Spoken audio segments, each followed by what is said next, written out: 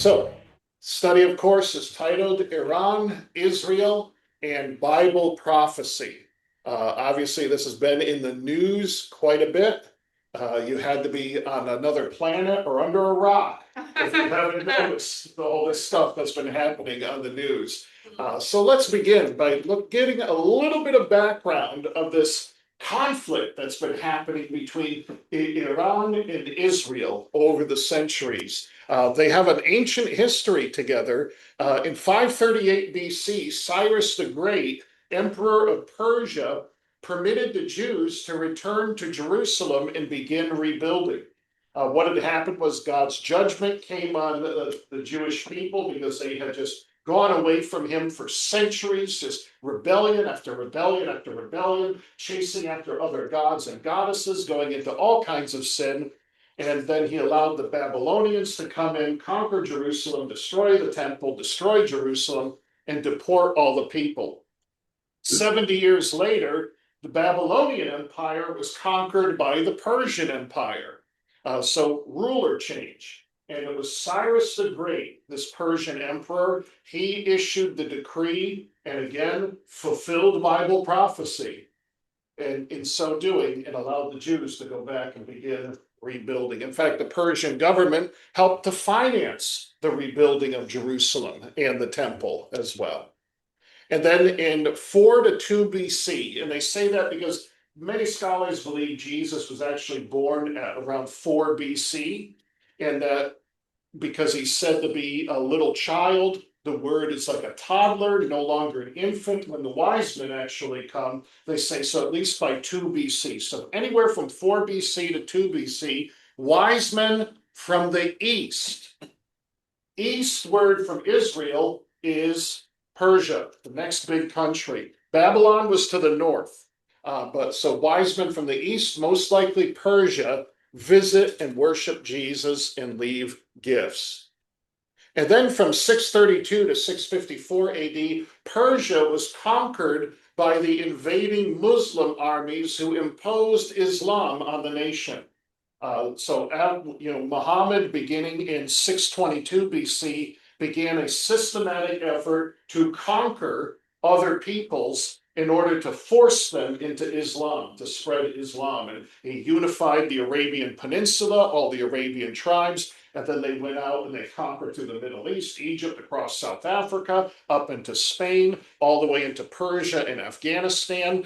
They reached down into Indonesia. They got up into Turkey and Kazakhstan and Tajikistan and Tajikistan and actually attacked into Europe. The high water mark was actually 1453 at the siege of Constantinople, when they took the city of Constantinople and it became Istanbul at that point. Okay, so it was spreading out. And then on May 14th, 1948, Israel became a sovereign nation, and the return of the Jews to their ancient homeland accelerated after that point. Of course, this is coming right after World War II, right after the Holocaust. A lot of Jews now are returning to Israel. Then on April 1st, 1979, Iran became an Islamic republic and declared its central foreign policy goal to be the destruction of Israel.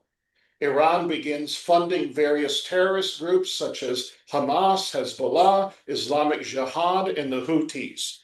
Mainly those began to come in beginning in the late 1960s into the early 1970s, when the Arabs began to realize that they couldn't defeat Israel militarily. So they tried to do this is called asymmetric warfare, where you use terrorist groups and you use insurgency groups and you use these little annoyance attacks and hit and run attacks to try and destabilize the situation. And then, of course, October 7th, 2023, Hamas attacks Israel, killing 1,195 people and taking 251 hostages, triggering the current cascade of events, including attacks on Israel by Hezbollah, Islamic Jihad, and the Houthis. And then, of course, the war in Gaza spread into Lebanon because of Hezbollah. Hezbollah's out of Lebanon. The Syrian regime fell. The Assad regime fell. Israel then went in and attacked different areas in Syria to blow up military hardware that Assad had in order to deny the new Islamic regime coming up in Syria access to all that military hardware. And then, of course, finally, this bombing and missile fire exchange with Iran that our government finally got involved with as well. So that brings us up to the present day. Let's go on and take a look at this now. So, as chaotic and uncertain the current situation seems, realize that these events are setting up the future events of Ezekiel 38 and 39. Okay? This Ezekiel chapters 38 and 39 follows the prophecies of a restored Israel in Ezekiel 36, which I preached on 2 weeks ago. And those have been and are being fulfilled now. Ezekiel 38 and 39 follow the prophecy of the valley of dry bones found in Ezekiel 37, where Israel is predicted to experience a two-part restoration. In Ezekiel 37, that whole vision of the valley of dry bones, there would be a physical restoration. The prophecy comes in two stages. First stage, speak to these bones, and the bones come together, flesh and muscle, tissue forms on the bone skin, but the bodies are just laying there dead, and then speak to them again, and then the winds come, and the bodies come alive, and the nation stands on its feet again. And so you have a physical restoration as the scattered Jewish people are gathered back together again and put back together as a nation. And then you're going to have a spiritual restoration where the Jewish people, especially in Israel, are turned back toward God and away from secular Judaism. It's important to understand that the vast majority of Jewish people in Israel, and even here in the United States, are what are called secular Judaism. Yeah. To them, the ceremonies, going to synagogue, doing the readings, celebrating Passover and Purim and all the other holidays. For them, it's an affirmation of their ethnicity. That's all it is. As far as a real spiritual drive to really know God and seek Him again, they really don't have that yet as a nation. Most of the governing officials of Israel, this thing is making me crazy tonight. It's always on a Wednesday night. Sunday, it's fine. Sunday, I can wave my arms and move my head, and it's fine. And then tonight, it's always Wednesday. It's weird. But most of the people in Israel today, they are secular Jews. Benjamin Netanyahu, secular Jew. The early leaders of Israel, David Ben-Gurion, Golda Meir, were not only secular Jews, they were also socialists as well. They were very liberal in their thinking and philosophy politically. And so God's going to bring Israel to a spiritual restoration. Let's go on to that next slide now. So the prophecy, can these bones live? That was the question God asked Ezekiel in Ezekiel 37, verse 3. Can these bones live? Physical restoration. As I was prophesying, there was a noise, a rattling sound, and the bones came together, bone to bone. I looked, and tendons and flesh appeared on them, and skin covered them, but there was no breath in them. And then the spiritual restoration, of course. Go ahead, Matt. So I prophesied as He commanded me, and breath entered them, and they came to life and stood on their feet, a vast army. And then Ezekiel 37, 11 through 12, in case you don't know what that prophecy is talking about, God says specifically what it's talking about. He says, Son of man, these bones are the people of Israel. My people, I am going to open your graves and bring you up from them. I will bring you back to the land of Israel. Over and over and over and over again, it's prophesied so many times. God is saying, I'm going to bring you back. I'm going to bring you back. I'm going to bring you back to the land. Okay? It happens so many times in Scripture, and we have seen that fulfilled. since 1948. It's tremendous. So many Christians live in this fog, and not realizing that major Bible prophecy, a major indicator that we are in the cusp of the end times, has actually already been fulfilled with the rebirth of Israel as a nation.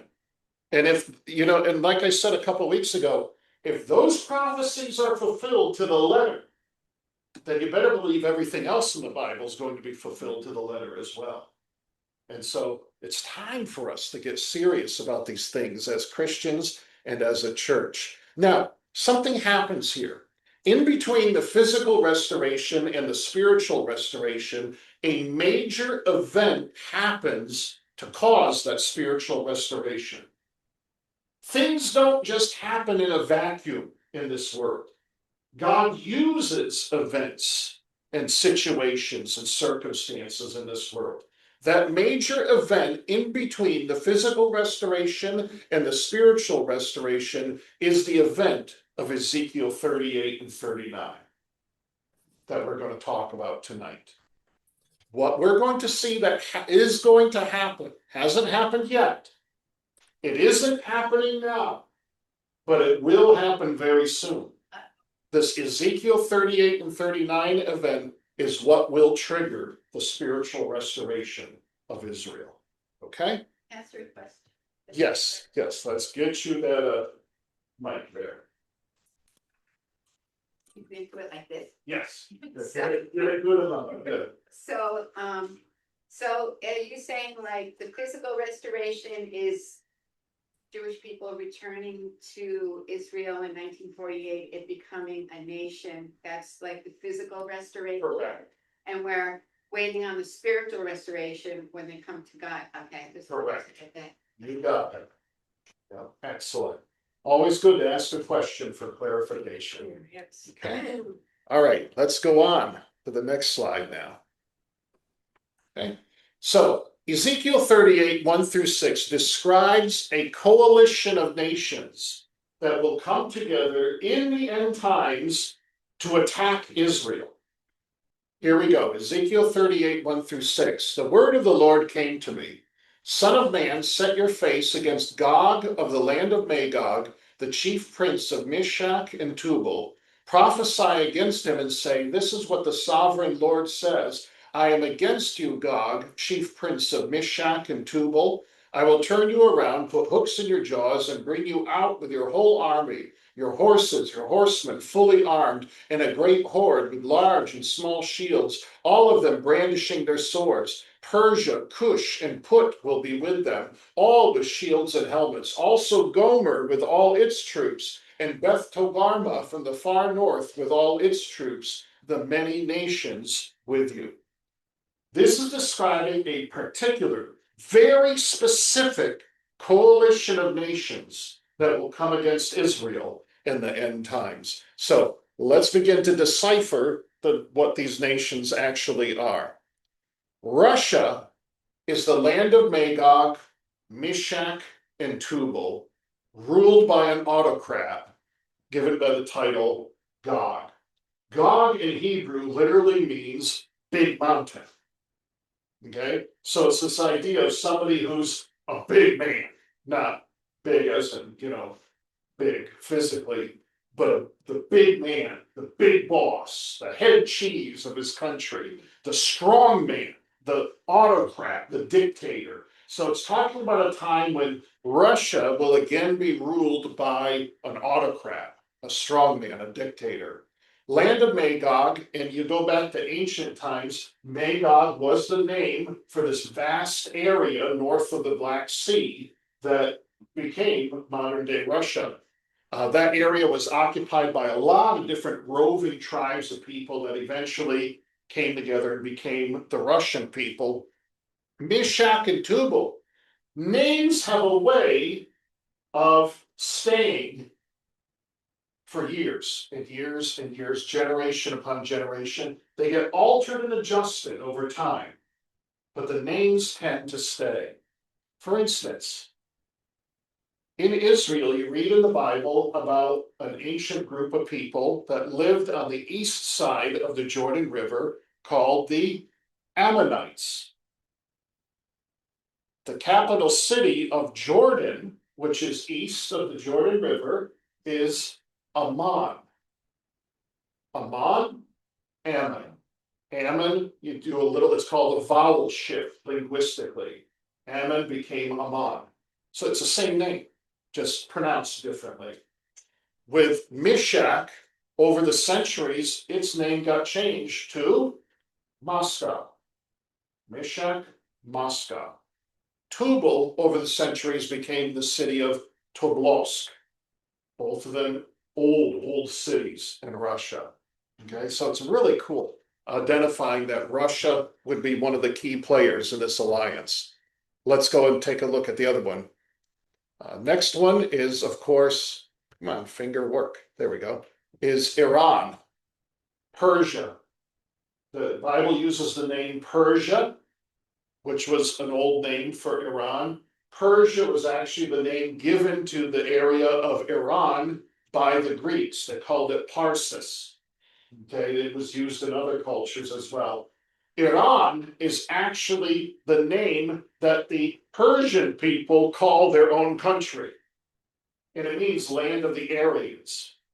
Okay, so Iran is Persia. Kush was a land south of Egypt in Africa. Today, it's the country of Sudan. Put was the land to the west of Egypt. Today, that's the country of Libya. And then Gomer with all his troops. Gomer, one of the grandchildren of Noah, moved up and settled in the area initially just north of the Black Sea, particularly the Crimean Peninsula, which was part of Ukraine, and then Russia just reconquered it several years ago, and annexed it. So that's part of Russia, and through Ukraine and into Belarus. So Gomer would be Belarus and parts of Ukraine. And then Turkey is Beth Togarmah from the far north. In fact, the name Togarmah, over the centuries, changes of language and linguistics, became Turkey. Okay, so that's the coalition. Russia, Iran, Sudan, Libya, Belarus, and parts of Ukraine, and Turkey are the nations that will come against Israel in the end times with this coalition. Here we go. Here's our fun little world map. Here we go. So there's Russia, Magog, Belarus, and Gomer, Turkey and Togarmah, Iran and Persia, Libya, Put, and Sudan and Kush. It's interesting who is not part of this coalition. Egypt is not part of this coalition at all. Not mentioned at all. I'm sorry? Saudi Arabia is not part of this coalition. Qatar and Yemen and, the United Arab Emirates, not part of this coalition. Jordan is not part of this coalition. It's interesting because most of those countries have all normalized or are in the process of normalizing their relationships with Israel. Many of these countries, Egypt and Saudi Arabia, Qatar and the United Arab Emirates, they are more Western oriented. Saudi Arabia is building whole brand new cities right now because they're looking ahead to a time when we're going to run out of oil one of these days. And so we can't have our economy built on oil entirely. So they want to build these ultra modern brand new cities as gigantic tourist traps, basically, and have the world become, tourist areas there. And Egypt, of course, has had a peace treaty with Israel for over 40 odd years. In fact, Egypt has been helping Israel blockade Hamas within Gaza because Gaza shares a border with Egypt. In fact, when they had that whole group of people that were going to drive across Egypt and drive into Gaza, this protest thing, it was the Egyptians who stopped them because they've got a treaty with Israel. Okay, so Ezekiel A book written 2,400 years ago, yet it describes the exact geopolitical situation of today. Precisely. 2,400-year-old book, and it's talking about today. Belarus is an ally of Russia. Russia is an ally of Iran. And of course, Iran, Turkey, Libya, and Sudan are all Muslim-dominated countries with a strong radical ideology. Turkey used to be more westernized. Turkey has been swinging much more fundamental radical Islam in its policies in the past 10 years or so. Sudan is absolutely crazy. Most of Sudan, a good chunk of Sudan used to be Christian. The Muslim north of Sudan has systematically invaded and either killed or driven out the Christians in the south of Sudan.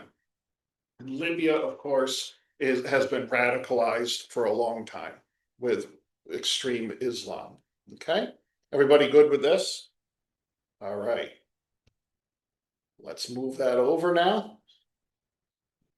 Ezekiel 38, verse 8. After many days you will be called to arms. In future years you will invade a land that has recovered from war, whose people were gathered from many nations to the mountains of Israel, which had long been desolate. They had been brought out from the nations, and now all of them live in safety. We're going to break this verse up because there's a lot in this verse. Here we go.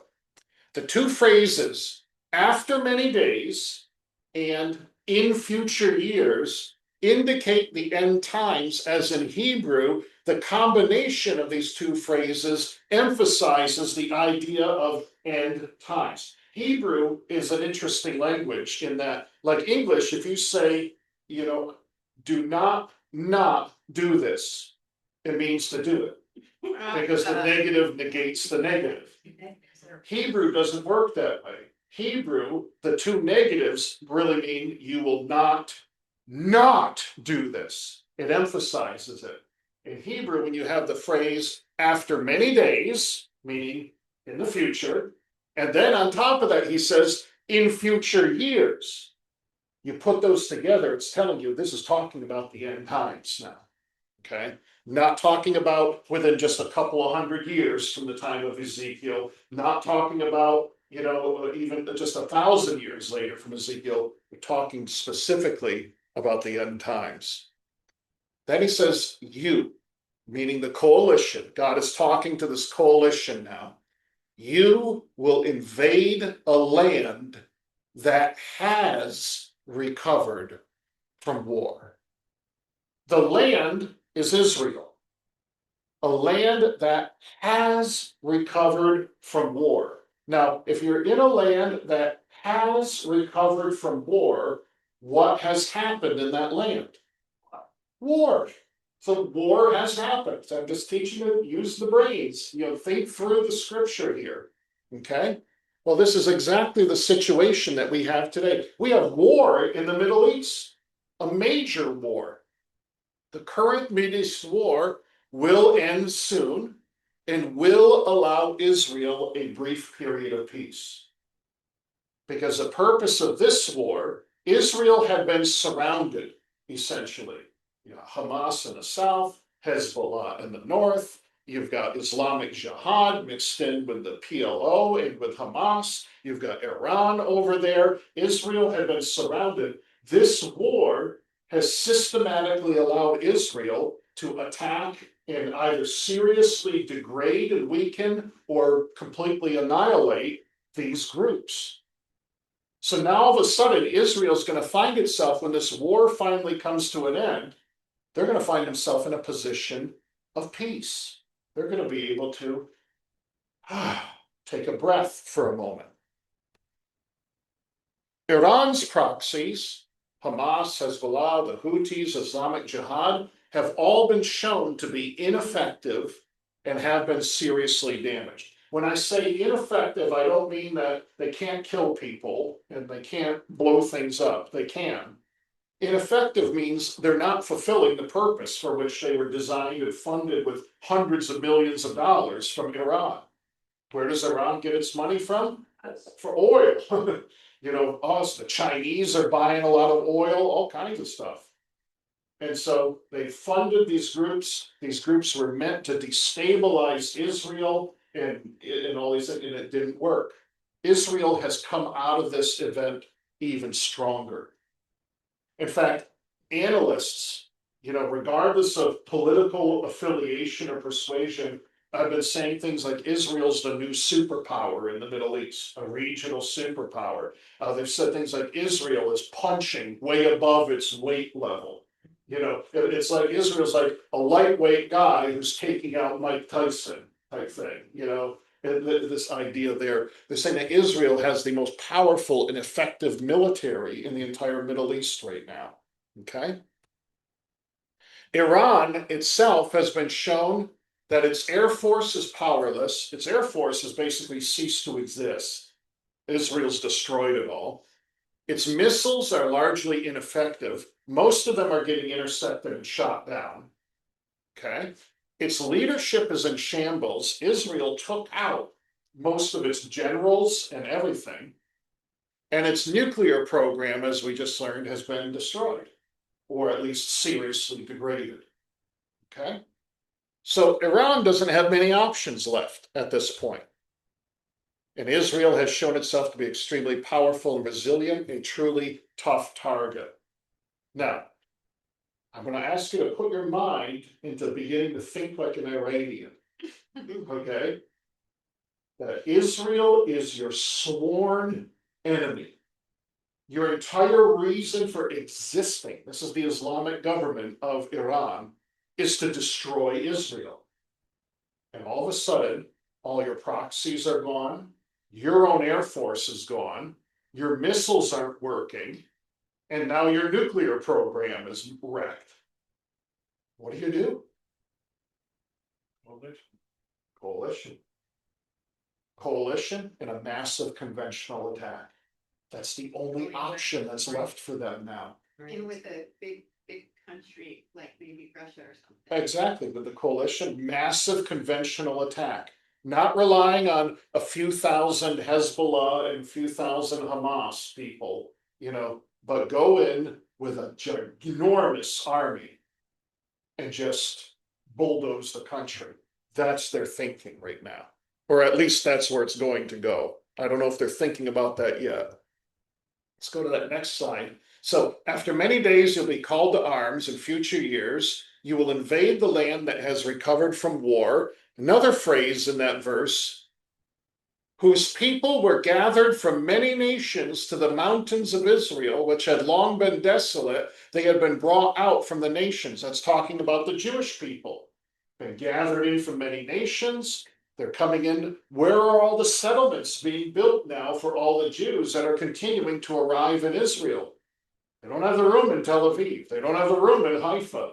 Galilee's mostly farmland, which Israel needs. The Negev they're using for farmland and things like that. Jerusalem's built up about as much as it can go. So is Joppa. Where are they putting the people? They're putting the people in settlements in the mountains of Israel, which is the West Bank. This is where that source of friction is happening now in a major way. Okay? And that says, and now all of them live in safety, meaning the Jews in Israel. Say, well, they're not safe. You know, they got rockets and terrorists coming in. But you have to understand the context of that, and now all of them live in safety, is the phrase that comes before, whose people were gathered from many nations to the land of Israel. The one place in the world Jews can live without anti-Semitism is Israel. They don't even get that here in America. There's anti-Semitism here in America. It's in fact surging up even more. Britain, Canada, anywhere else in the world, they get anti-Semitism. They get some kind of persecution. They live in a way where they know in their heart of hearts, we really don't fully belong. We're not fully accepted. But Israel's the one place where they are. That's where they now live in safety, because they don't have to fear the anti-Semitism. They don't have to fear in Israel the persecutions and the pogroms and the Kristallnachts and all those other things that occurred. Okay? Now, all of these point to the Israel of today and the near future. Specifically, Israel of today going into after this war that's being fought right now comes to an end. Okay? So this is Ezekiel 38, verse 8 now. This is Israel in, who knows, it could be the next few months that this war comes to an end, or maybe another year or so. This is very near future right now. Okay? Let's go on. So, you got two fun people now. Got Vladimir Putin in Russia, an autocrat, and Ayatollah Khamenei in Iran. Russia, right now, is a humiliated pariah state, especially after they attacked Ukraine. The whole world's against them. They were a once feared superpower. Its economy is heavily damaged by war and sanctions.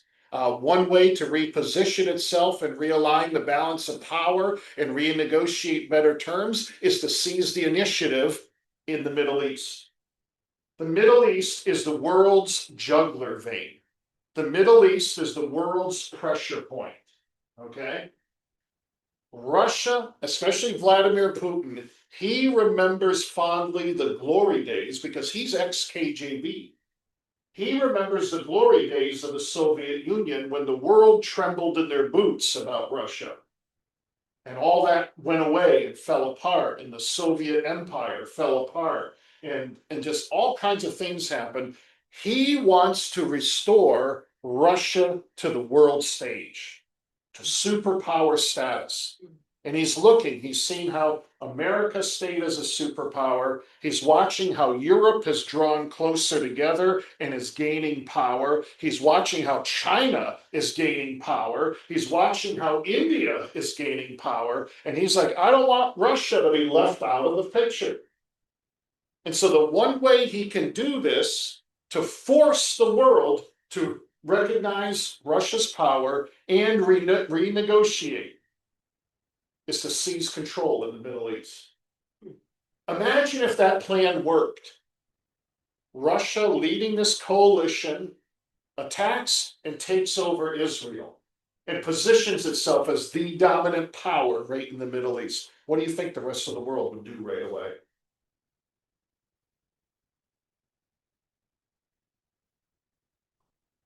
Attack. What an attack. Attack. Because you're sitting right upon the Suez Canal, you're sitting right upon the Persian Gulf, you're sitting upon most of the world's oil. What would the world do? Try to make an agreement with them. Make an agreement. Negotiate. What would he want? Take away the sanctions. Oh, Take away the sanctions.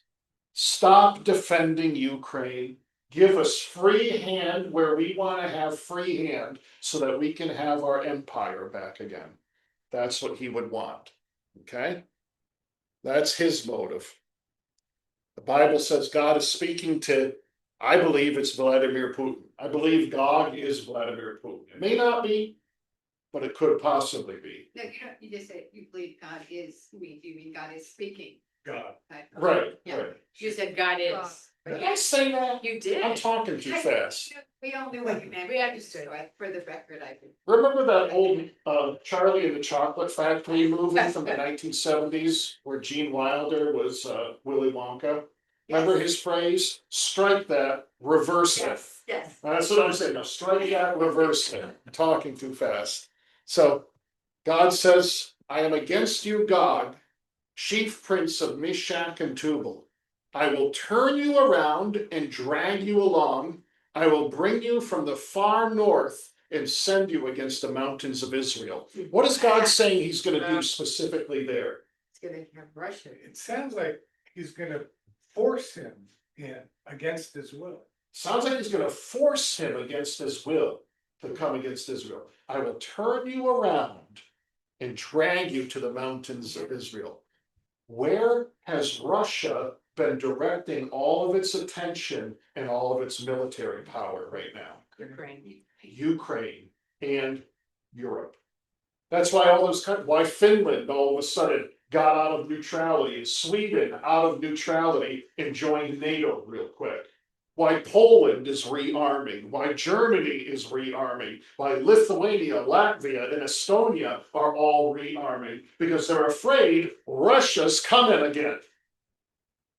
Vladimir's been heading west into Europe, but God's gonna turn him around and send him south into Israel instead.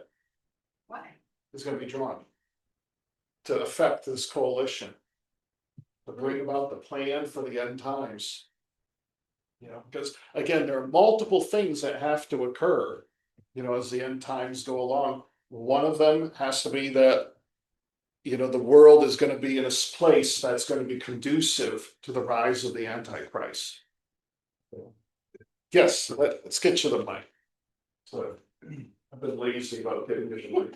Maybe it's another Bible study, but do we know why the destruction of Israel is Iran's main intent? How far back does that go? Yeah, why Iran has wanted to destroy Israel. It actually goes back to 1979, when the Islamic government took over Iran. There was the revolution, they got rid of the royal family of Iran, the Shah was done away with, and they became an Islamic republic. Their existential reason for being, they made it to destroy Israel. It's their justification for remaining in power. And they want to destroy Israel because they, again, there's this demonic hatred of the Jewish people.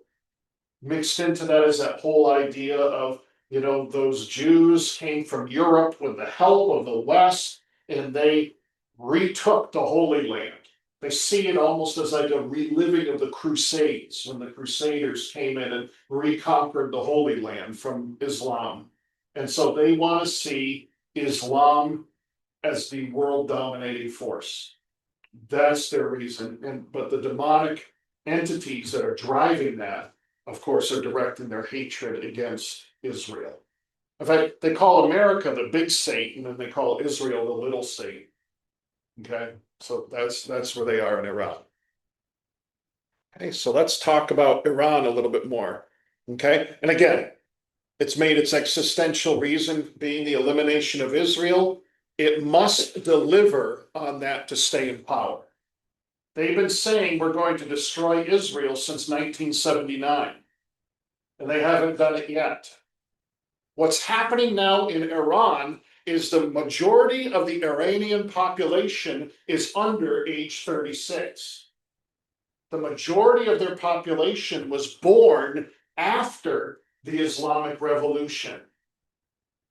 So you've got this new generation that's coming up in Iran that they don't like all this heavy Islamic government. They don't like the Islamic morality police walking around the street where, you know, if there's a young woman and her head covering comes off or something, they can beat her right on the street, right there. And so the younger people in Iran are looking at this Islamic regime governed by old men and saying, you're not delivering. And so they're fretting and pushing for change. You know, there have been protests in Iran for change that the government has had to squash. The church in Iran, the underground church, is exploding. It's one of the fastest growing movements of Christianity in the world, because the younger generation is like, Islam is bankrupt. There's nothing there for us. We're going to go to Christianity. So the leadership there in Iran knows if we want to stay in power, we've got to deliver on our promise to destroy Israel. We've got to show that Islam is superior. Superior to the God of the West, superior to the God of the Jews. It's this whole contest that they have in their mind, okay? And the way that they want to do that is through military force. Because in the Islamic thinking, they are very heavy in if God wills it, the will of Allah. They think literally, okay, if we go fight a war and we lose the war, then Allah didn't will us to win. So we must have done something wrong. So if we can figure out what we did wrong and then try again, then maybe he'll will us to win. Okay? And so this is where their thinking goes in this way. Iran has been humiliated, and it has been demonstrated, I already said this, that they can't be beaten through proxies and missiles. The only option left is a massive conventional attack. That's it. That's all they have left. Okay? Everybody good with this? Tired of Vladimir Putin and Mr. Friendly on the bottom there? Okay, let's go on. Ezekiel 38, verse 12. This is God speaking now, and on behalf of this whole coalition. I will plunder and loot and turn my hand against the resettled ruins and the people gathered from the nations, rich in livestock and goods, living at the center of the land. This is extremely important, this verse. So the target of this attack by this coalition against Israel will specifically be the resettled ruins and the people gathered from the nations living in the center of the land. Here we go. There's a map of Israel. The center of the land is the West Bank. The West Bank are the mountains of Israel. The West Bank is where all the settlements are being built. These are considered ruins because those were the ancient Jewish strongholds of Samaria and Judea. That's part of the core of the Jewish homeland. Before it was called Samaria, it was Ephraim and Manasseh. So Ephraim, Manasseh, Judea, the three most powerful tribes of Israel lived in what is now called the West Bank. And so the Jews coming back, they are resettling their ruins, but they're going to target specifically that area, the center of the West Bank. Resettled ruins and people gathered from the nations are Jewish settlements in the West Bank. And so the pretext of this war will be the, quote, liberation of the Palestinian lands of the West Bank from Israeli Jewish, again in quotes, occupation. The real reason will be about power and wealth. Always understand that in dealing with people and in dealing with politics, there's the reason that's given, and then there's the real reason. Okay? The reason that's going to be given is this whole pretext of we're going to save the Palestinians from the Jews. We're going to liberate the West Bank. The real reason is going to be about power and wealth and destroying Israel. Okay? Amazing how a book 2,400 years old is talking about the exact situation we have today, isn't it? I have a question. Yes.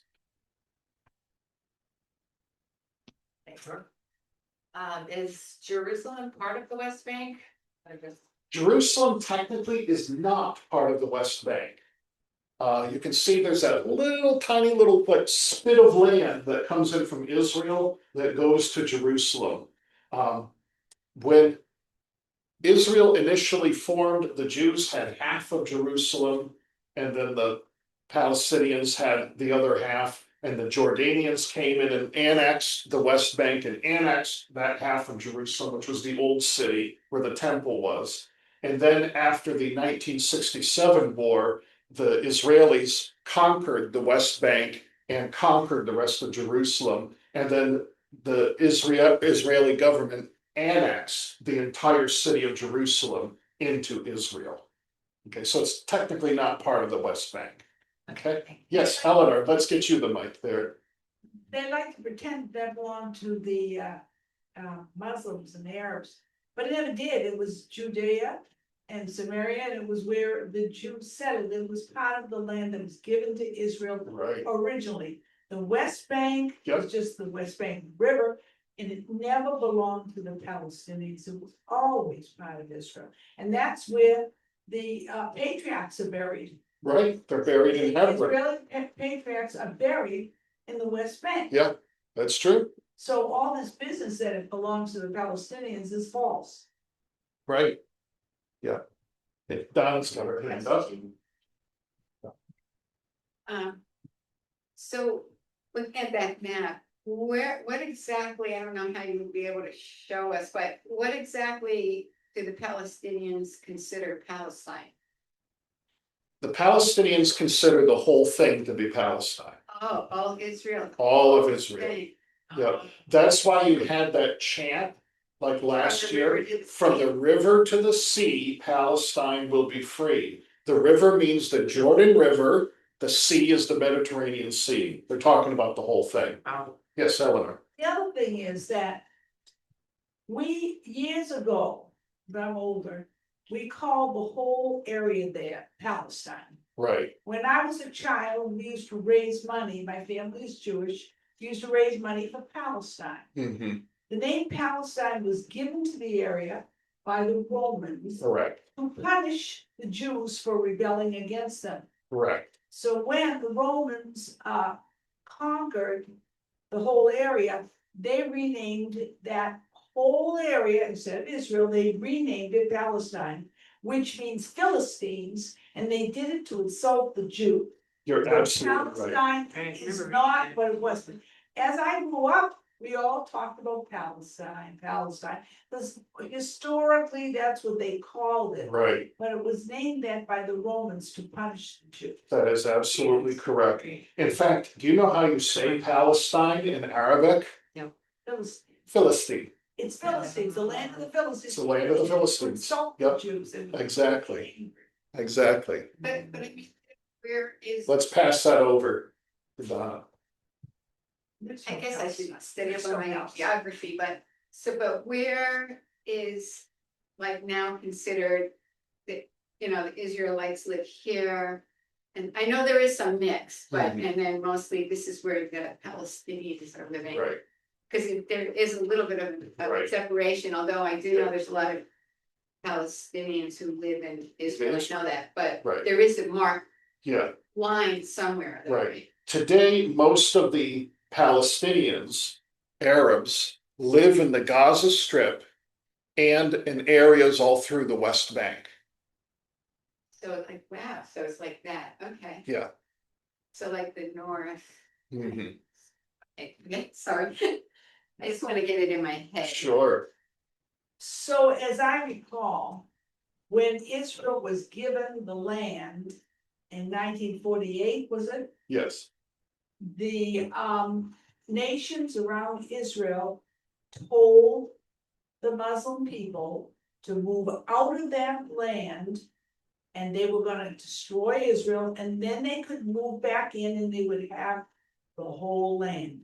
So they left and went out, but instead of the nations around winning, They they lost. lost. Right. So they gave up their land and left, and then they couldn't go back. Those that stayed became Israeli citizens. Right. So there are many Muslims that are treated as normal Israeli citizens that live there, that have a good life. I was there and I met them, and they're friends with the Jewish people, Right. and they have a lot of happiness. The Palestinians that hate the Jews live outside of Israel, and they are screened before they come in. They can't get in. Right. They built a wall because they were bombing Yeah. the Jewish people with vests. Suicide bombers. Suicide Yeah. bombs. So they Yeah. built a wall and they screen them when they come in to make sure they're not a suicide bomber. So they're very angry. So when I was in Israel, when I met Palestinians in Israel, not Palestinians, sorry, they were Israeli Right. Arabs. Right. The Israeli Arabs and the Israeli Muslims were friendly in Yeah. Israel. And when I went outside to Bethlehem, which is on the other side, it's on the Arab side, they hated. Mhm. They didn't let our guide, who was Israeli, come in with us. Yeah. They only they Mhm. prevented it. Yeah. So it's a crazy situation because It is. when It this is. happened, the Israelis and the Muslims were friendly That is true. before Israel became a nation. Right, It wasn't this hatred. yeah, They were it is friends, true, it is true. neighbors. Yeah, and a lot of what you described has been recast by the media and different things. Now, when the Palestinians had to leave, they were told to leave, we'll go back in. They couldn't go back because Israel won the war. That got recast as the El Nakba, the catastrophe. They sent them out. Right, and it's been recast as this ethnic cleansing thing on the part of Israel. Send them out. They left Right. voluntarily because they were told by Egypt and Jordan and all the Right. surrounding nations, leave, we'll destroy Israel, then you can have the whole thing. Yep, They yep. left, Exactly, and the ones that didn't leave still live there and they have good jobs right. and yeah, good education. As I preached a couple of weeks ago, I said that there are right now 11 Arab Israelis who are sitting as members of the Israeli parliament. Yeah. The Knesset, they have full voting rights, so this whole thing in the media about Israel being an apartheid nation is not true at all. There are mosques, they can have their own religion, they can have their own madrasas, which is their schools. They can be part of the Israeli parliament, they have full rights as citizens. Many of them serve in the Israeli army. Yeah. They It's, have it's, full yeah, rights as citizens if they live in Israel, but the ones that are outside of Israel hate. right, Because they're not in there where it's good and they have good education and good food, and good jobs. right, If they're not in there, they hate. yeah. They've been taught to hate like that. Let's go on a little bit now. A little bit, no, it says in verse 13, Sheba and Dedan and the merchants of Tarshish and all her villages will say to you, have you come to plunder? Have you gathered your hoards to loot, to carry off silver and gold, and take away livestock and goods and seize much plunder? So now we have two more sets of nations being introduced into this coalition idea here. What's happening? Here we go. Sheba and Dedan are the wealthy Arab nations that have normalized relations with Israel. They will protest this attack, but they will not intervene. Okay, because it says Sheba and Dedan, but those ancient countries of Sheba and Dedan, they were in the southern area of the Arabian Peninsula. And they're going to protest. And then also the merchants of Tarshish and all her villages are going to protest as well. Who are the merchants of Tarshish? The merchants of Tarshish and all her villages are Western Europe and the nations that came out of them, including America, Brazil, Jamaica, all the other South American and Central American countries, Canada, everything, Australia, New Zealand, all those countries that came out of Western Europe. Because remember when Jonah, he takes the ship, he doesn't want to go to Nineveh, he takes a ship to go to Tarshish. Tarshish was as far to the western part of Europe as you could get. That was the end of the continent there. That's where he wanted to go. Well, that whole area there, Tarshish, was considered Spain and into Britain because those were sources of tin in the ancient world. You could mine tin in Spain and tin in Britain, and they did. Because you needed tin to mix with copper to make bronze. Bronze was the big metal that they used all the time. And so What are they protesting against? they are protesting against the coalition that attacks Israel. It says, they will say to you, have you come to plunder? Have you gathered your hoards to loot, to carry off silver and gold, to take away livestock and goods, and to seize much plunder? In other words, they're going to be like, we know what you're doing, but we're not going to do anything. Sounds a little bit like the United Nations. We'll just have a resolution against you, and that's it. And so that's what's going to happen. And when it says Tarshish, merchants of Tarshish and all her villages, the original Hebrew can actually also mean not only villages, but can also mean young lions. So it's talking about like younger, strong nations like America, Canada, Brazil, all the other American nations, Australia, New Zealand, that came out of Western Europe. They're all going to protest this, but nobody's going to get involved. Okay? And we go on. Okay? 3 factors will likely influence the West to abandon Israel during this future crisis. And it could happen very quickly and very soon. Okay? Number one, the West is currently experiencing a growing resurgence of anti-Semitism directed against Jewish people and Israel. Okay. Number two, the West, particularly the political left, is currently experiencing a growing sympathy toward the Palestinian people. You can see in that picture there, they're waving the flags, they're wearing the keffiyehs, they've got Palestine from the river to the sea, a person saying, I do not recognize Israel. So again, this is a movement of thought that's happening in the West. And I said political left. I'm not picking on anybody because in the West, particularly the political right, is currently experiencing a growing desire to disengage from Israel and Iran. In our country, it's go America first. In fact, President Trump has caught a lot of flack from his own supporters in the MAGA movement for bombing Iran. They're saying, we don't want to be involved with any of this mess. It costs too much. We don't want any more Americans to die. We spent 20 odd years fighting in Afghanistan and Iraq, and that got us nowhere. We don't want to deal with it anymore. So you've got the left saying, we sympathize with the Palestinians, we hate Israel. You've got a growing number of the right saying, we just want out of this mess. And then we got anti-Semitism. You put these three factors together, it explains why the West is just going to do a little protest, and that's it when this coalition attack occurs. Okay? Slide that over. Ezekiel 38, 18 through 23. This is what will happen in that day when Gog attacks the land of Israel. My hot anger will be aroused, declares the sovereign Lord. In my zeal and fiery wrath, I declare that there shall be a great earthquake in the land of Israel.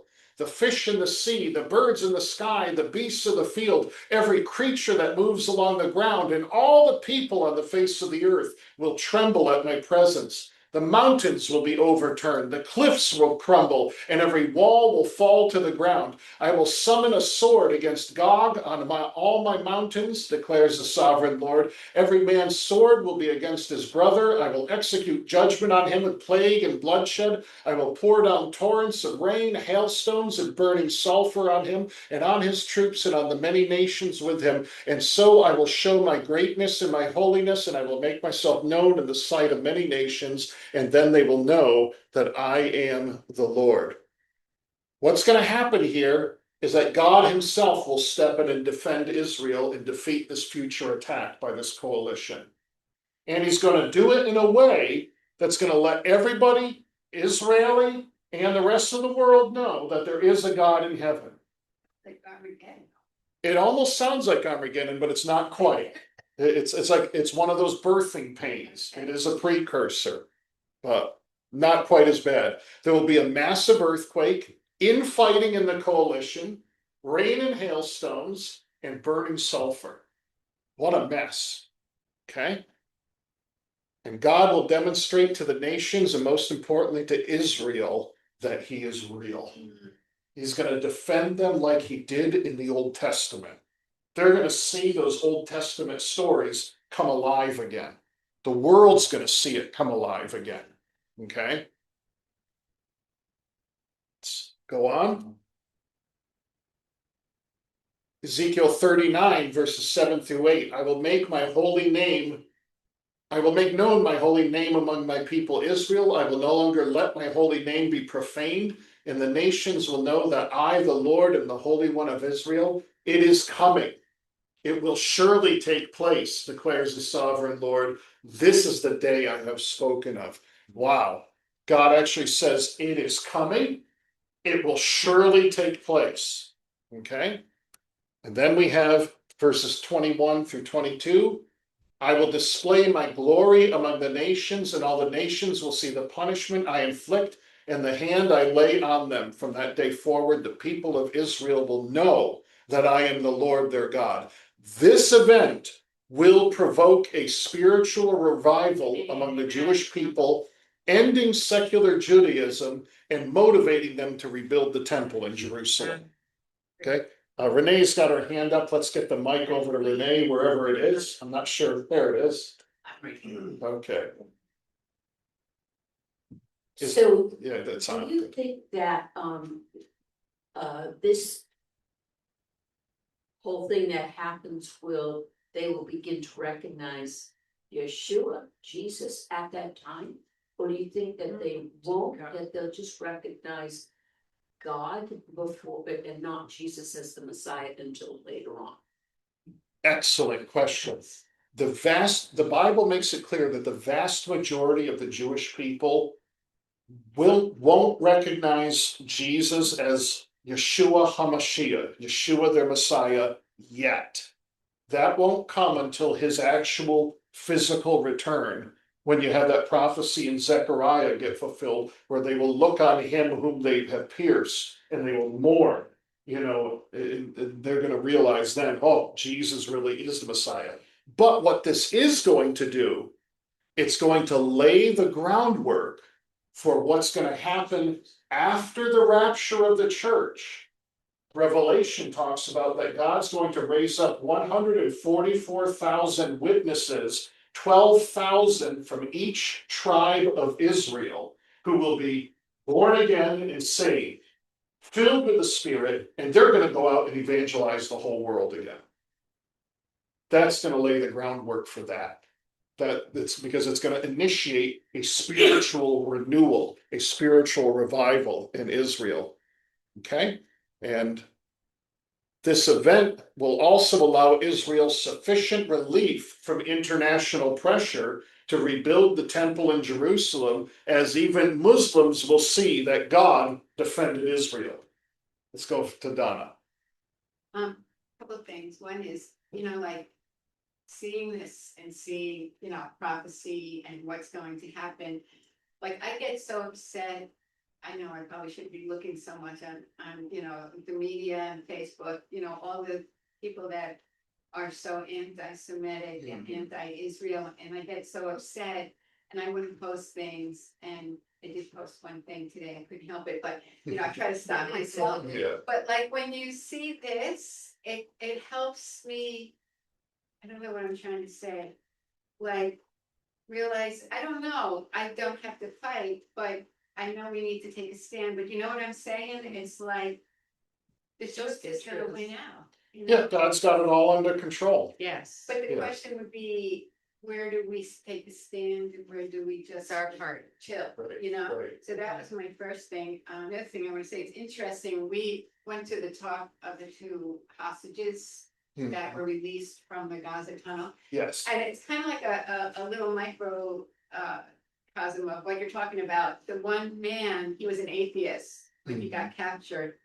And he was in captivity for 400 something days. 500 something, yeah. And the first thing he said when he got out to his mother is, "Mom, God protected me." Mhm. So I mean, like, like they're saying, Right. like, all this is gonna cause it, yeah. I don't know. I'm trying to Now, say. what's really cool Is is looking at this picture here. You can see the Dome of the Rock with the gold dome, that mosque there. And then the building directly below that with the other dome, that's the Al-Aqsa Mosque.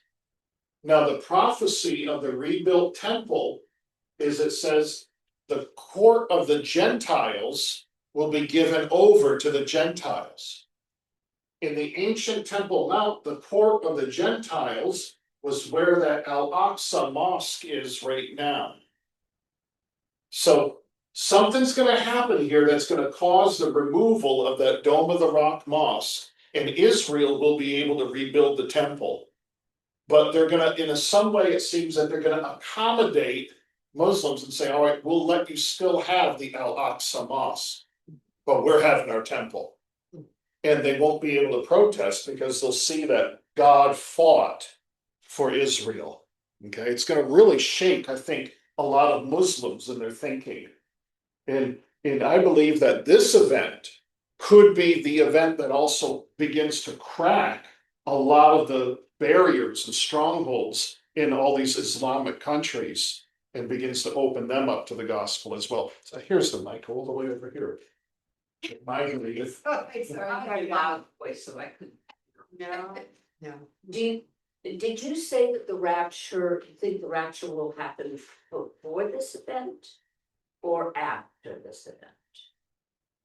Or Who don't knows? We don't really know from scripture. It's possible it could happen after. It's also possible it could happen before. So because the Bible doesn't specifically tell us, I say you got a 50-50 chance. That's good. Could happen there, could happen here. Yeah. You know, the way things are trending, it looks like we could actually see this event happen. Yeah. Possibly. You know, it's tremendous. Because you have to realize, you know, events have to unfold. Once things go into motion, things can happen very quickly.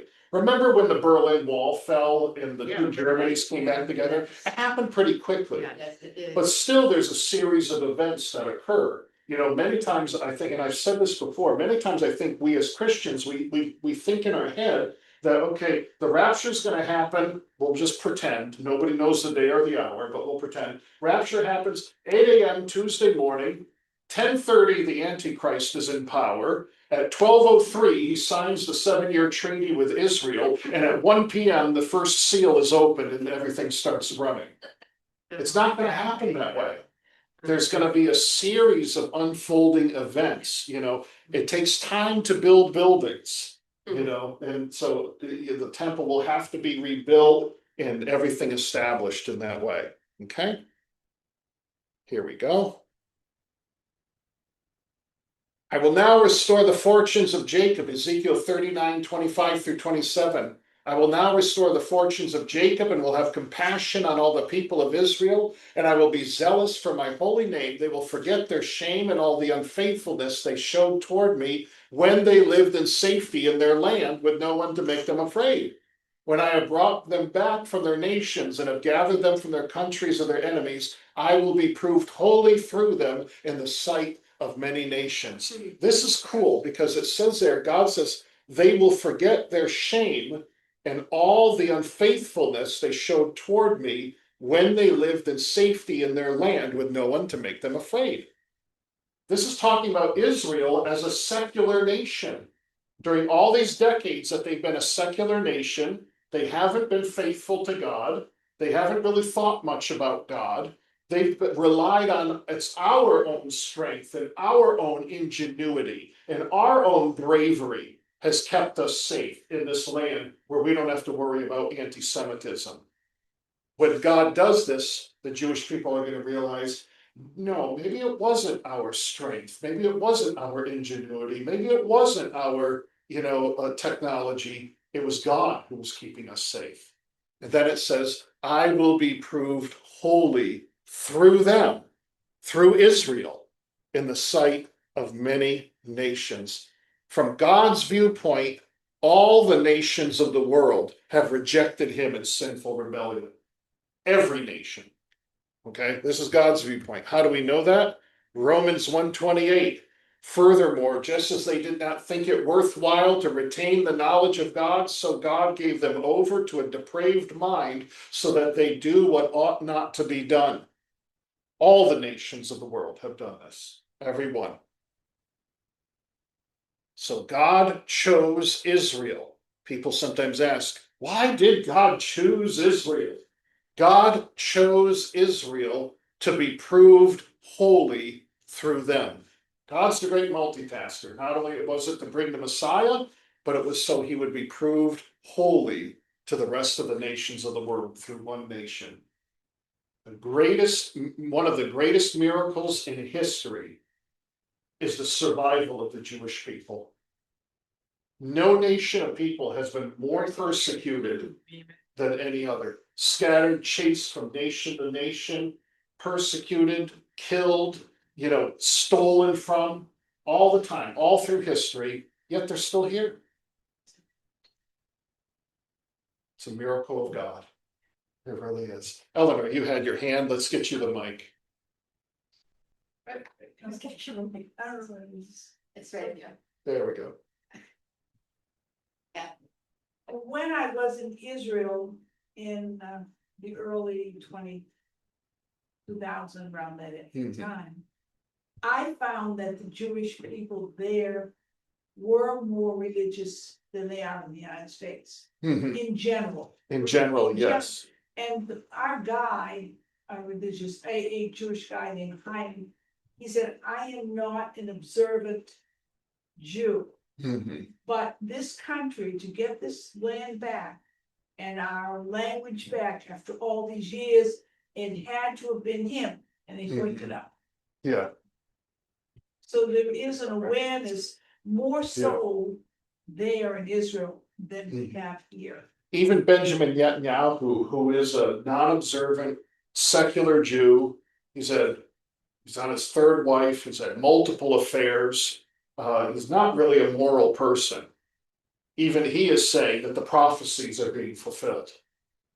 You know, They have to see it. they're seeing it, It's right, very it is breaking cynical. through. In fact, these pictures here are of Levitical choirs in Jerusalem singing psalms, you know, and celebrating, blowing the trumpets, the silver trumpets, because there is a group of Jewish people who've created, it's called the Temple Institute, where they're recreating all of the priestly garments. They've created the trumpets, they've created the table, they've created the candelabra. They're getting everything ready. They've recreated the high priest's garments. They're getting everything ready for the temple when it's rebuilt. They followed the instructions on the copper scroll, which is a scroll made out of copper that tells where the treasures of the first temple were buried and hidden. And they have found some of the treasures. They found the flask of anointing oil, and they found the ashes of the red heifer. They found some of the special mixture of the incense, and then the Israeli government shut it down. Because they don't want, right now, they don't want the situation being politically destabilized by all the Jewish people saying, okay, we're finding this stuff, let's build the temple. Yes, Eleanor. One thing that they asked one of the rabbis in Israel, what will you say when the Messiah comes? And he said, I will ask him, have you been here before? Oh. So there's an awareness. There is an awareness. In the Jewish temple, they read through the Torah and the prophets. Yeah, And they go from Isaiah 52 to Isaiah 54. it skipped They 53. skip 53, they Oh. don't read it in the temple. Why don't they read it? Because it sounds like Jesus. It sounds like And they're Jesus. afraid maybe Wow. it is, Right, or maybe people will think it is. yes. There's some great videos on YouTube of people evangelizing in like Tel Aviv and Jerusalem and Haifa. And they're talking to Jewish people. They said, you know, have you ever read, you know, Isaiah 53 in synagogue? They skip Well, let's read it. And they start reading it and they said, who's this sound like? And it's amazing. You see these videos, these Jewish people, their faces change. I'm like, sounds like Jesus. Yeah. You know, it's really cool to watch. It's great. Let's go on to the next slide.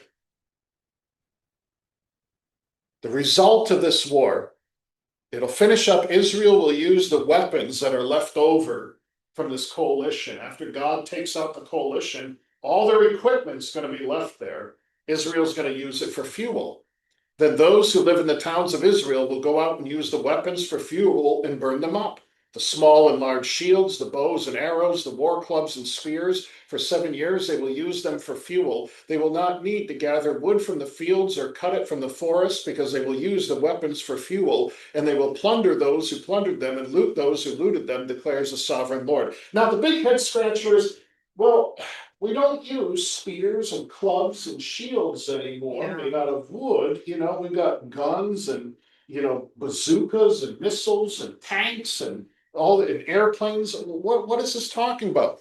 Number one, you have to realize that with prophecies, sometimes prophecies talking about literal, real future events. But sometimes the language is symbolic. Sometimes the language is figurative, in the sense that it's the best language that the prophet 2,400 years ago had to be able to describe and understand what he was saying. For instance, Native Americans, when they first started, when America first started to build transcontinental railroads, what did they call steam engines on trains? They called them the iron horse. Now, if you had, for instance, some Native American guy 200 years before trains were invented have a prophecy, and he says, one day the iron horse will run across the plains. Now, people know an iron horse, they would have been thinking literally a horse made out of iron, planking along. But it was using the best language possible to describe, a locomotive. Ezekiel's using the best language possible to describe modern day weaponry. You think, well, it's all made out of metal. No, it's not. Look at this cool thing here. This is by Harry Brummer, University of British Columbia. He said nanocellulose is essentially wood fiber broken down to the nanoscale. Combined with other materials into composites, it's as strong as steel and Kevlar, but much lighter. It's going to be a replacement material, says Professor Harry Brummer from the University of British Columbia's Michael Smith Laboratories. It could partially replace steel and other materials, also fiberglass. There's a lot of components in military weapons that are not metal, that are made out of stuff like nanocellulose, carbon fiber graphites, even just plain old wood. All of that's combustible. You got all of a sudden an army's wiped out, but you've got all the fuel that's necessary to move that army just sitting there. You're going to get to use the fuel and burn that. Even the propellants and missiles and rockets and things can all be utilized for fuel. And so that's what he's talking about. What's that? Nuclear. Could be nuclear too. They could salvage nuclear warheads, and utilize that in reactors and burn the nuclear fuel, all kinds of stuff. Okay. All right. And then a further result, Israel will take 7 months to bury all the dead. Wow. That's how many are going to die in this terrible battle that's going to take place. On that day, I will give Gog a burial place in Israel. In the valley of those who travel east of the sea, it will block the way of travelers because Gog and all his hordes will be buried there. So it will be called the Valley of Haman Gog. For 7 months, the Israelites will be burying them in order to cleanse the land. That valley is in the country of Jordan right now. Yeah. It shows how close Israel and Jordan are going to become in the future. That Jordan's going to allow Israel to bury all the dead from this battle on their land. Okay? And then later on, during the tribulation, when the Antichrist comes to power and comes into Jerusalem and stands in the Holy of Holies in the rebuilt temple and declares himself to be God, devout Jewish people are going to flee Israel into the wilderness. They're going to head into the country of Jordan. Because later, when you read about the detail of the campaign of the Battle of Armageddon, which is actually a huge military campaign, not just one battle that lasts one day, Jordan is spared from combat because that's where devout Jews are going to be hiding out, protected from the Antichrist. That's so neat. But then Ezekiel 39, 15 through 16 says, as they go through the land, anyone who sees a human bone will leave a marker beside it until the grave diggers bury it in the valley of Haman Gog near a town called Hamona. Today, when they find human remains, that's what they mark it with. Little flat. Ezekiel saw our modern times that we're living in right now, saw our procedures for dealing with things. It's really quite incredible. Okay. One last slide here. Joel Rosenberg said, God has not given us Bible prophecy to scare us, but to prepare us. I like that. Many times to read this, when I was a boy, 12 years old, I read Late Great Planet Earth. I don't agree with a lot of how Lindsay's interpretations, but there was enough truth in there. It scared me.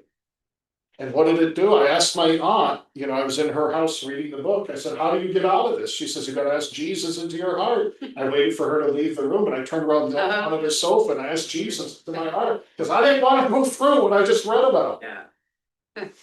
Scared me, but it was to prepare me, Yeah, you know? man. And then we have this one here. From Tim LaHaye. Bible prophecy helps us realize the urgent need to spread the gospel. It motivates us to personal purity and gives us hope in a hopeless age. I love that because when you see prophecy like this and see how it fits perfectly with our present time, when it's describing our modern geopolitical situation in the Middle East, and you realize, man, we are so close to this now, it gives us the incentive to say, okay, God, I'm done fooling around. I'm done playing with sin. I'm done flirting with sin. I'm going to get serious with you now. Yes, go to. Is there a name for this war from the coalition? Usually, is there a name for this war, for this coalition? I'm just repeating that so that they can hear it. Most people call it the War of Gog and Magog, or some people call it the Ezekiel 38-39 war. It seems that that's gonna be enough to turn anybody on the fence into at least a God believer. And then our job would be to go out and teach them about Jesus. It's interesting you say that because one thing you see, like when you read the book of Revelation, you're reading about the tribulation time, there are no atheists. Everybody's believing in something. You know, there are times when people are cursing God for the plagues and judgments, or they're worshiping the Antichrist. But there are no more atheists at one point, and this could be the start of that there. Last question, where do you see America, Europe, Canada, the people that aren't involved in this coalition? Where do you see them in this war? Yeah, essentially, from based on the prophecies here, we're the merchants of Tarshish and the young lions. We're one of the young lions of Tarshish. We sit this one out. And I mean, we're merchants. We're interested in making money, you know, type thing. And it's going to be Europe, particularly Western Europe, and all the descendants of Western Europe. They're the ones who form the core of the Antichrist's future kingdom. You know, That's good. yeah, you're going to see the United Nations. I shared this several years ago. You can actually find this online. I think it was like in 2008 or 2006. The United Nations published a report where they divide the world up into 10 geoeconomic regions. Not 9, not 12, not 7, 10 geoeconomic regions. The Bible prophesies that the last days empire of the world will have 10 kings, 10 horns, 10 toes, depending on whichever prophetic imagery. And those 10 horns or 10 toes will represent 10 kings. And the Antichrist will rise to power from among them. He'll overthrow 3, and then the other remaining 7 will give their power to him. And for a time, the Antichrist will have full global control. When you look at that prophecy in Daniel of the statue, you know, head of gold representing Babylon, chest and arms of silver representing Persia, thighs of brass representing Greece, legs of iron representing Rome, feet of iron mixed with clay with the toes representing the future world kingdom. There's still iron there, which means they've talked about like a revived Roman Empire. In a sense, the Roman Empire never went away. The Roman Empire was never conquered and absorbed by another empire. It just sort of fell apart and began morphing into different forms. The 3 westernmost provinces of the Roman Empire were Britannia, Gaul, and Hispania. Became Britain, France, Spain, and Portugal. Those 4 countries are the countries that went out and colonized the whole world, basically. Holland had a little bit to do with it. But basically it was those four countries. And what do we have? Our whole culture, all of Western European culture for, 1,500 years has been trying to recapture the glory of Rome. Our alphabet is a Roman alphabet. Our government architecture is all Roman architecture. Over and over again, we're trying to rejuvenate Rome again. And so that's the feat with the iron mixed with clay. They'll have some of the strength of iron, some of the weakness of clay. It says specifically it's that way because they will mingle themselves with many peoples. We are a global culture now. We're not a homogeneous culture. There's great strength in homogeneity. That's why Germany and Japan were able to be rehabilitated so easily after World War II. Because they were both homogeneous, highly disciplined cultures. So they could make the change. Whereas you get a culture where you've got like a country like America, where you've got everybody on the planet mixed in, you've got all these different cultures, that kind of change couldn't take place. It's impossible to have true unity in that way when you have all the cultures of the world. And the Antichrist empire will be a global empire. So there we go. All this flows in together into end time prophecy. How It's do you see the really- European Union? What's that? European Union, how do you see that? Yeah, well, that was part of the precursor of trying to revive, Roman Empire again. European Union really hasn't gone anywhere too much. Yeah, they got the euro, yeah, there's NATO there, but they've really not adhered together yet. It's gonna take a couple of major crises to adhere the nations of the world together. I believe this event, this war, is gonna be one major crisis that's gonna start things moving. Then could be the rapture. Because you figure the shock of the rapture, all of a sudden, millions of people are just gone. The interruption with society, the interruption with the economies, the fear, the terror, what just happened?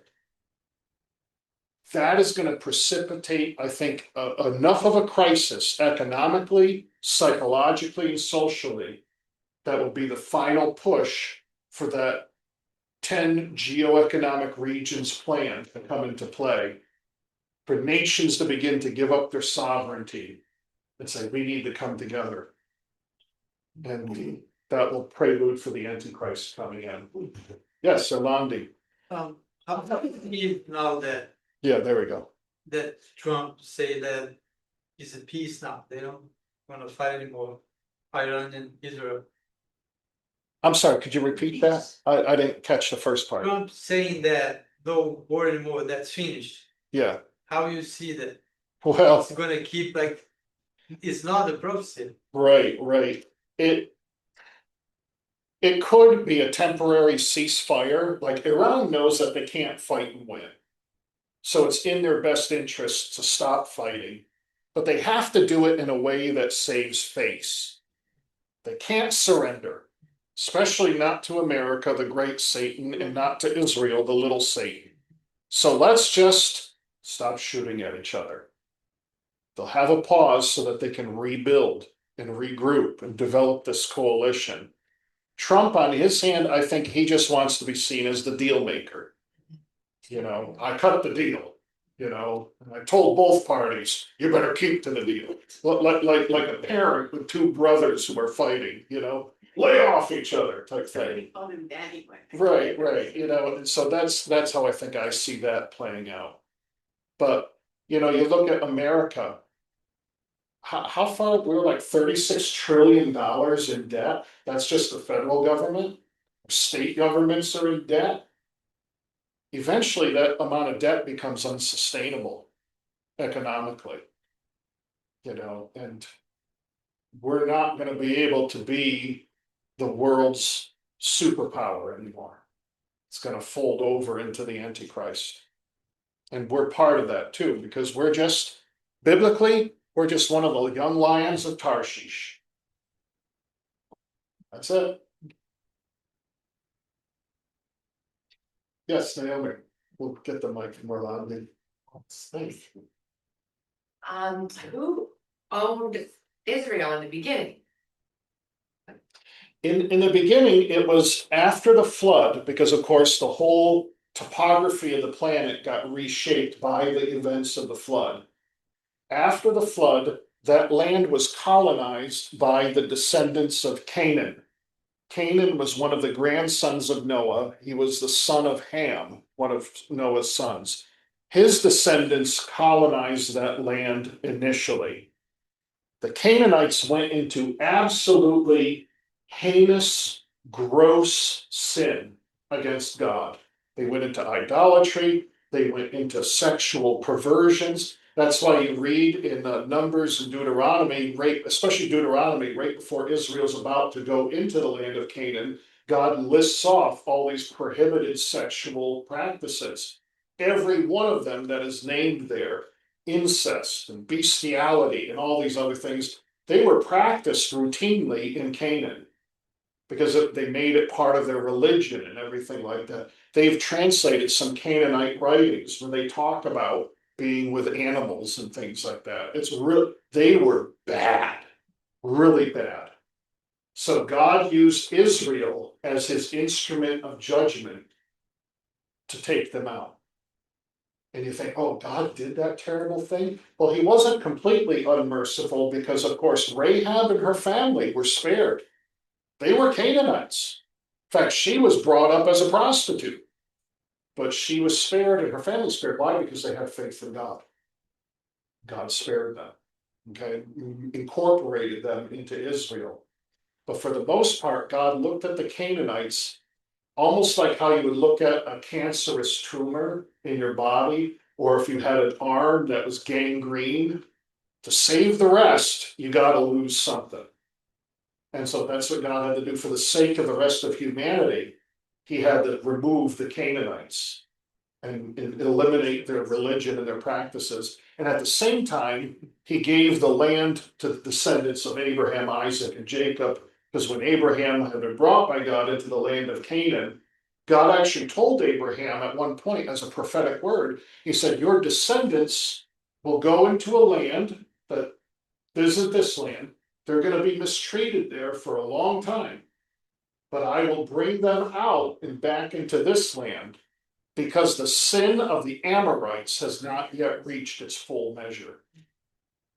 So God gave the Canaanite people, well, the biggest tribe of the Amorites, he gave them almost 400 years to repent.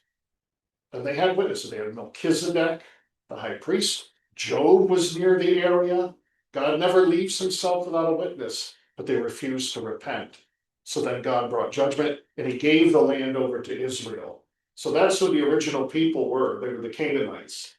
And then they were replaced by Israel. God gave the land to Israel, and he's never removed that grant from Israel. Yeah. Okay, good questions. Any other questions tonight? Or are you tired of getting fire hose? Good one. All right, let's go on. That's the end. Da-da-da-da. Gotta have an ending slide, right? So that's where we're at. Nothing to study for? Nothing to study for. This is just a special one-off bonus lesson. No homework. Unless you'd like to read Book of Revelation. All right. Let's stand together. We'll close in prayer. Thank you to all of you who joined online. I pray that you've been blessed by this. And once again, I did record this. And so in a couple of days, I'll have it all edited up and I'll upload it on the YouTube channel for the church. And then I'll be sending out the link for that for anyone who missed or for anyone that you'd like to share this lesson with. Thank you.